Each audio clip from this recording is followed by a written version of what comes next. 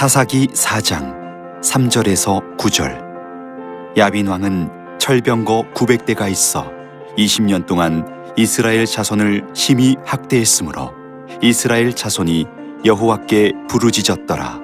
그때 랍비도세 아내 여선지자 드보라가 이스라엘의 사사가 되었는데, 그는 에브라임 산지 라마와 베델 사이 드보라의 종려나무 아래에 거주하였고, 이스라엘 자손은 그에게 나아가 재판을 받더라.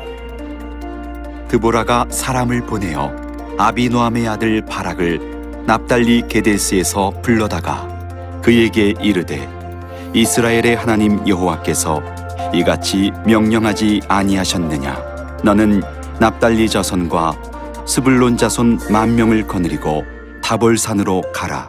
내가 야빈의 군대 장관 시스라와 그의 병거들과 그의 무리를 기손강으로 이끌어 내게 이르게 하고 그를 내 손에 넘겨주리라 하셨느니라. 바락이 그에게 이르되, 만일 당신이 나와 함께 가면 내가 가려니와 만일 당신이 나와 함께 가지 아니하면 나도 가지 아니하겠노라 하니, 이르되 내가 반드시 너와 함께 가리라. 그러나 네가 이번에 가는 길에서는 영광을 얻지 못하리니 이는 여호와께서 시스라를 여인의 손에 파실 것임이니라 하고, 드보라가 일어나 바락과 함께 게데스로 가니라.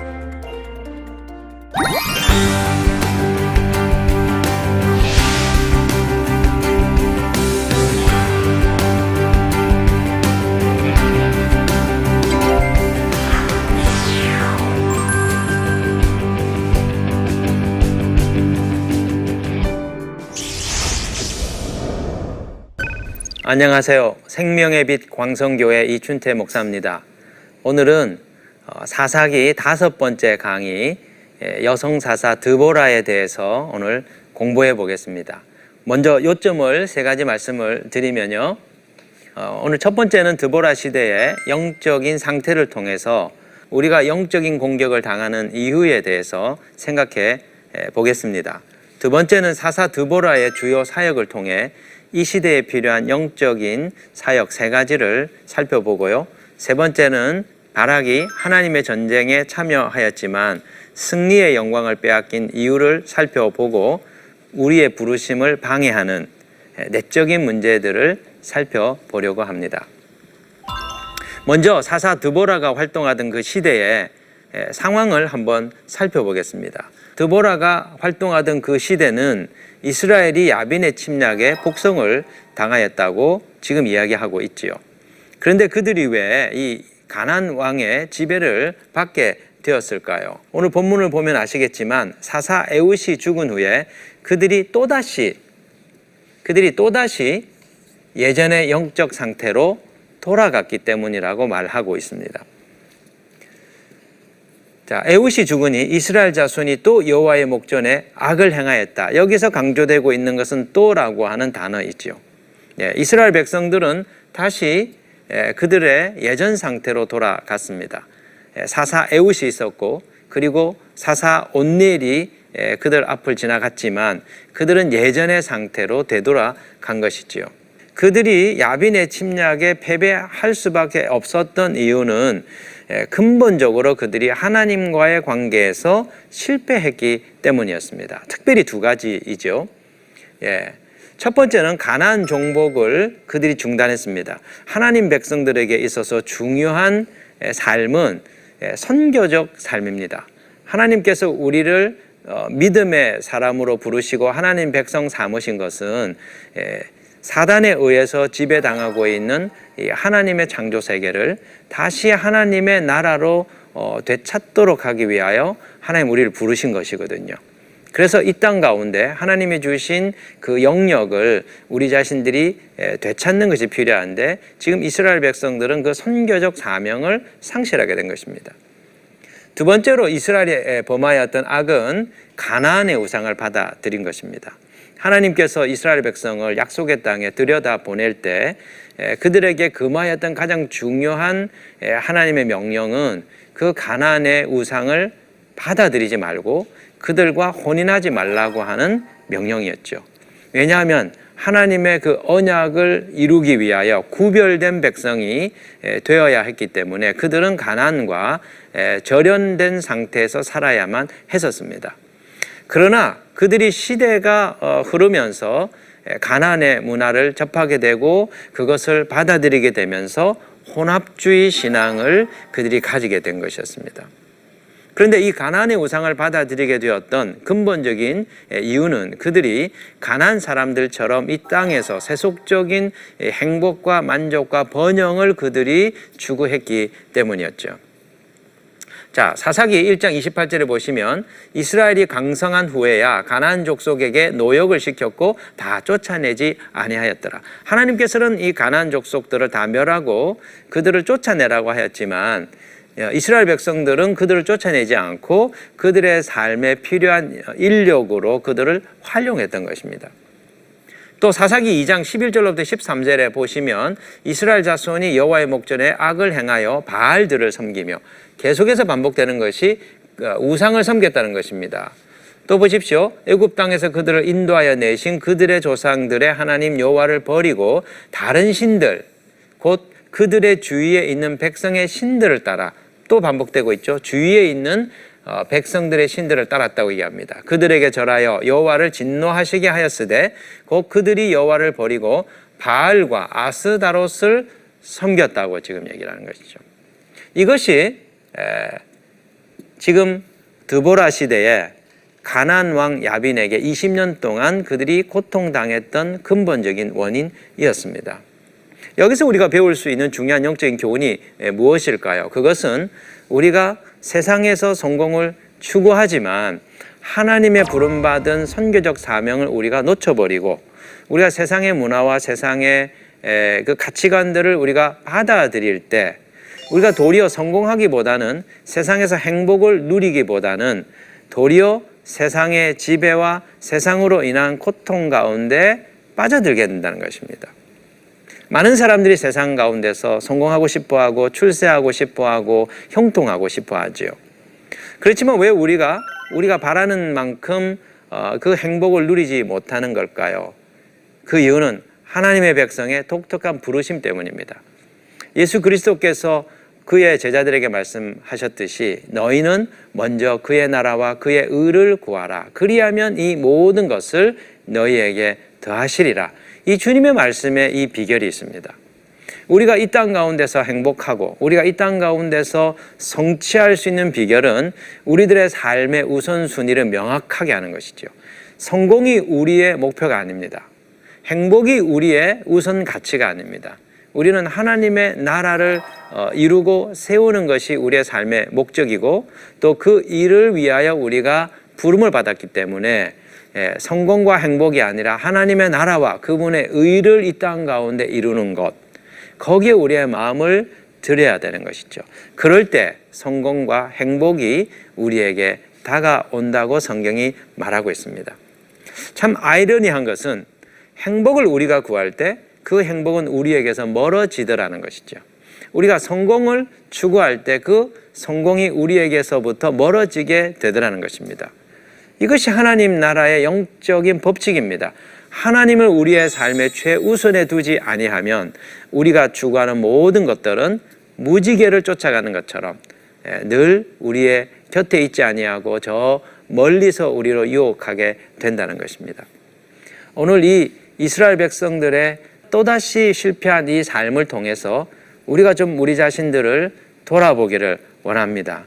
우리도 오늘 이 물질주의 시대 속에서 물질적 행복만을 추구하고 있지는 않은지, 또 우리 자녀들의 그 성공과 출세만을 우리가 따라가고 있지는 않은지 우리 자신들을 돌아볼 필요가 있겠습니다. 자, 그렇다면 이런 시대 속에서 가나안 왕 야빈에 의해서 고통당하고 지배당하고 있던 이 시대 속에서 드보라는 어떻게 그 민족을 구원하게 된 것일까요? 오늘 이 말씀에 보면 사사 드보라가 아주 독특하게 사역하고 있는 모습들이 나오게 됩니다. 먼저 이 드보라는요, 하나님의 말씀 사역을 그의 삶의 최우선에 두고 있습니다. 첫 번째로 그는 성경 말씀으로 사람들에게 하나님의 뜻을 분별해 주는 일들을 하고 있었습니다. 사사기 4장 4절로부터 5절에 보시면 그때 랍비돗의 아내 여선지자 드보라가 이스라엘의 사사가 되었는데 그는 에브라임 산지 라마와 베델 사이 드보라의 종려나무 아래에 거주하였고 이스라엘 자손은 그에게 나아가 재판을 받더라. 오늘 이 본문에서 중요한 것은 이 사사 드보라가 재판하는 일을 주로 했다는 것이죠. 참 재미있는 지적입니다. 우리가 사사기를 잘 살펴보면 대부분의 사사들이 했던 일들은 전쟁을 진두지휘하고 이민족으로부터 이스라엘을 구원하는 일, 그것이 대부분의 사사들이 했던 임무였습니다. 그런데 오늘 이 본문에 보면 이 사사 드보라는 대부분의 사사들과는 아주 두드러진 다른 역할을 하고 있지요. 그것이 무엇입니까? 전쟁보다는 재판을 하는 일을 주로 하고 있습니다. 자, 그렇다면 재판을 할 때 무엇을 기준으로 했을까요? 그것은 구약의 율법, 모세를 통해서 주어졌던 하나님의 말씀이었습니다. 아마도 그 토라이겠죠? 그는 이 구약의 이 율법, 하나님의 그 토라의 말씀의 기초에서 무엇이 옳은가, 무엇이 잘못되었는가, 누가 옳은 일을 하였고 누가 그릇된 일을 하였는지를 구별해주는, 판결해주는 일을 주로 했다는 것입니다. 다른 말로 말씀드리면 드보라는 하나님의 말씀으로 이스라엘 백성들을 진리의 길로 이끌어 주었다는 것이죠. 그렇다면 왜 드보라가 이 말씀 사역에 자신의 우선순위를 두었을까요? 지금 이스라엘의 국군이 쇠하고 기울게 되었던 근본 원인이 어디에 있습니까?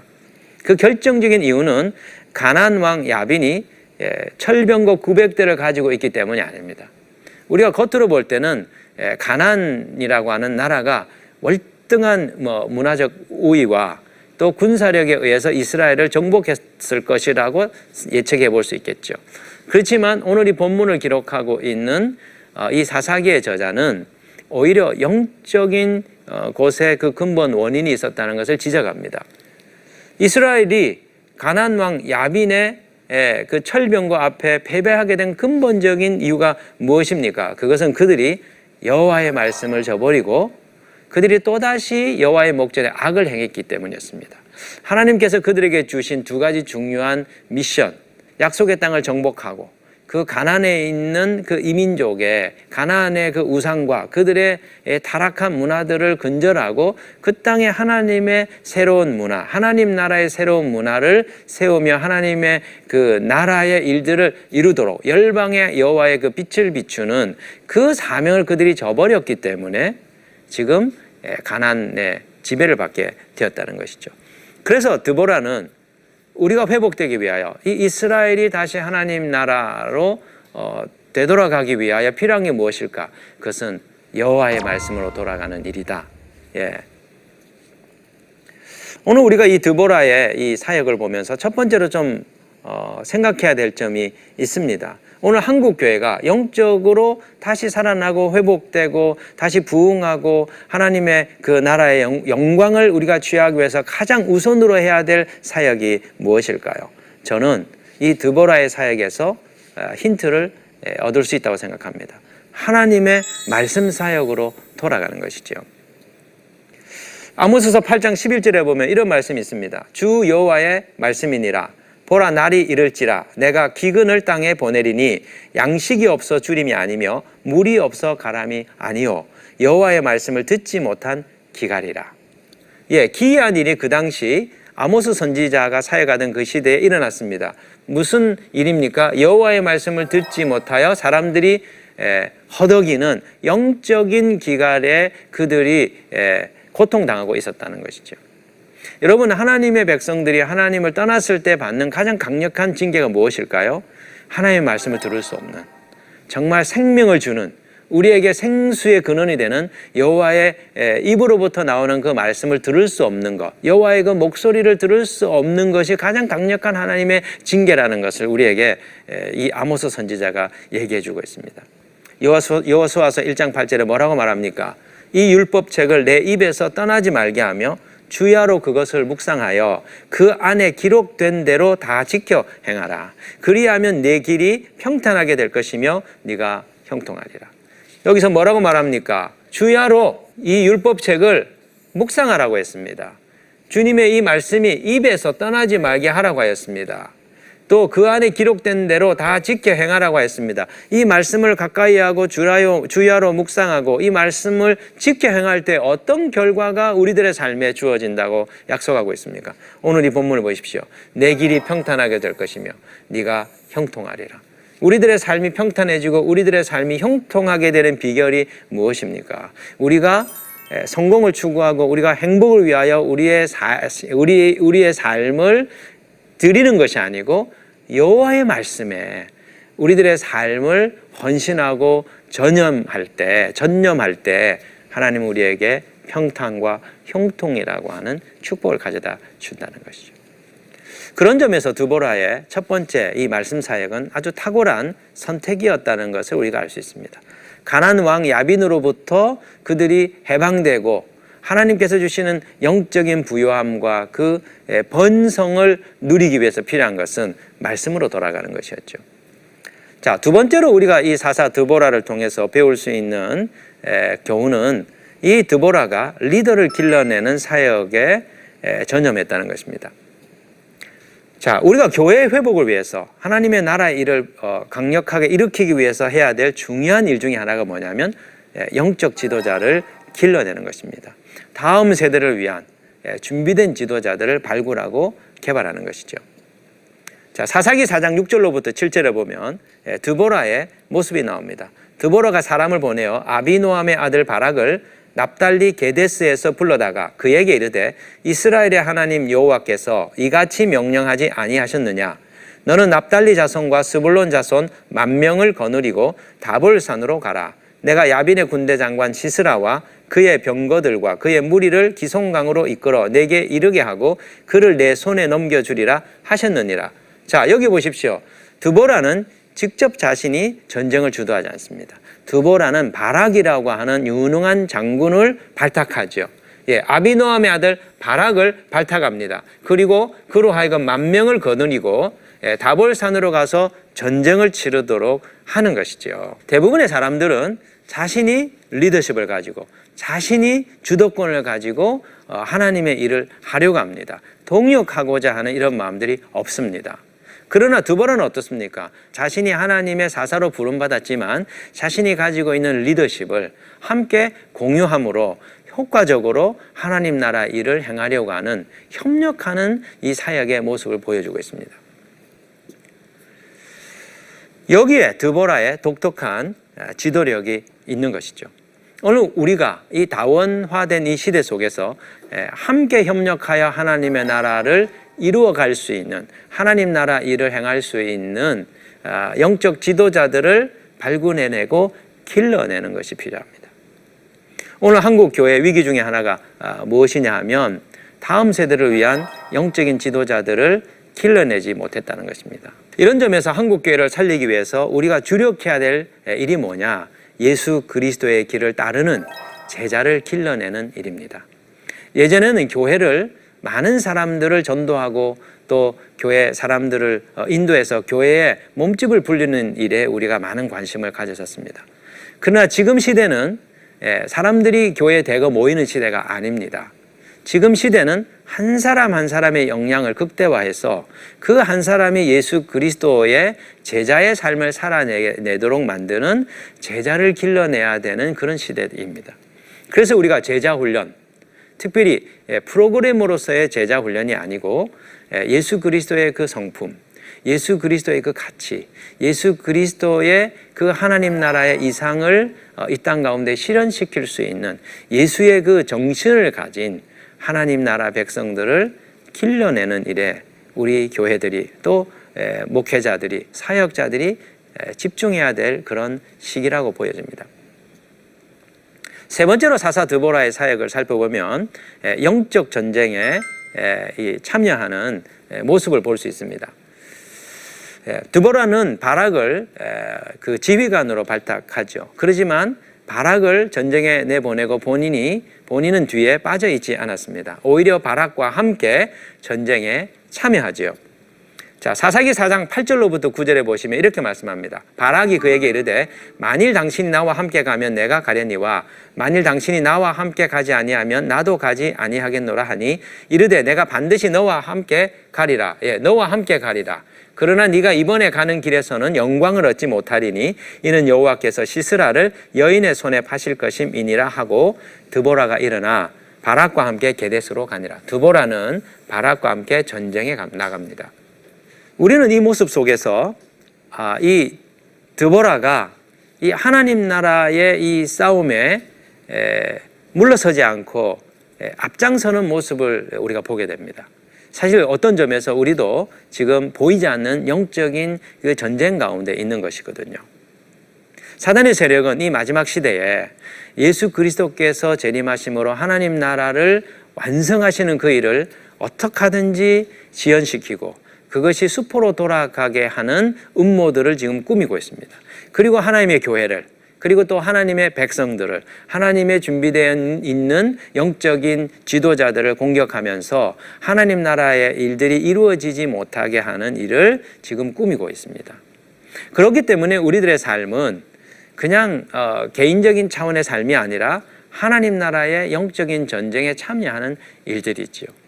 이런 면에 있어서 우리 자신들이 뒤로 물러나지 아니하고 하나님의 이 부르심에 참여하고자 하는 그런 마음과 의지가 필요합니다. 영적인 싸움을 수행하기 위해서 필요한 것이 무엇입니까? 무엇보다도 우리 자신을 하나님의 전신갑주로 무장해야 됩니다. 하나님의 전신갑주로 우리 자신들을 무장하고 우리를 공격하고 하나님 나라 백성을 공격하는 사단의 세력을 대적하는 일들을 수행해야 되는 것이죠. 또 한 가지 중요한 것은 말씀과 기도로 우리 자신을 무장하는 게 너무나 중요합니다.